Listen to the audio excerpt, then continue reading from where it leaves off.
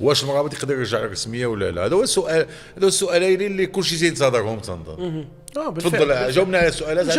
نجاوبك على هذا السؤال. انا بالنسبه لي يعني الا كنتي غتلعب مع تنزانيا، وشو كيفاش بدينا الحلقه، بدينا كنقولوا بان تنزانيا كتشبه لزامبيا. يعني كيفاش انا مشيت ووصلت للبوطو مزيان ودرت البريسينغ ديالي مزيان وكاع البلوك ديالي كان مزيان، علاش غنبدلو؟ يعني علاش غنبدل واحد ليكيب اللي دارت لي ريزولتا مزيانه، كنا مزيانين في الماتش، كاع لي كومبارتيمون اللي كنا كندويو عليهم كنا فيهم مزيانين. انا بالنسبه لي نفس الميليو تيران اخي اسامه هو اللي بدا، اشرف حكيمي لا فاصون طون كو الميليو تيران دون ساتيسفاكسيون ما بدناش نبدلو، ولكن ربح 3-0. دويت على الاشكاليه ديال امرابط. يعني دابا مثلا امرابط ما عندوش يسنبتو دابا هذه هي لا لوجيك اللي خصها تكون، هذا هو المنطق. الماتش اللي تكون اسبيرون حكيمي نخليو يناقش. بلا متفق على المرابط.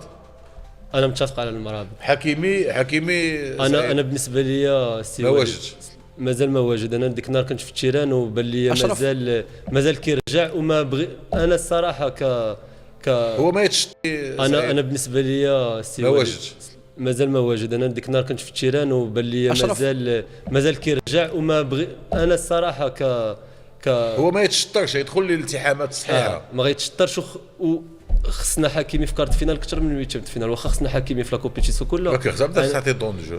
لا دقيقه 60 خصك تدخلو، دقيقه 55 خصك تدخلو. ولكن بالنسبه لي انا السي وليد غيرجع انس صلاح الدين والمزراوي على اليمين. واخا الشيبي يدير بمباراه زوينه وحتى الدقيقه 60 عادي يخمم شنو يدير، ولا يسي شنو غيدير. 3-4 اللي يمكن لها تلعبهم ثلاثه محال يسيها. انا بالنسبه لي انا بالنسبه لي الدقيقه 60 يسيها صعيب انا بالنسبه لي وشخصي ورايي الشخصي هو السي وليد غيخرج دقيقه 90 مزراوي باش يرتحوا، وغيخلي دقيقه 60 غيخرج مزراوي باش يرتحوا، غيدخل حكيمي غيخلي انس صلاح الدين ياخذ الماتش كله، غياخذ الماتش كله حيت ارتاح اخر ماتش.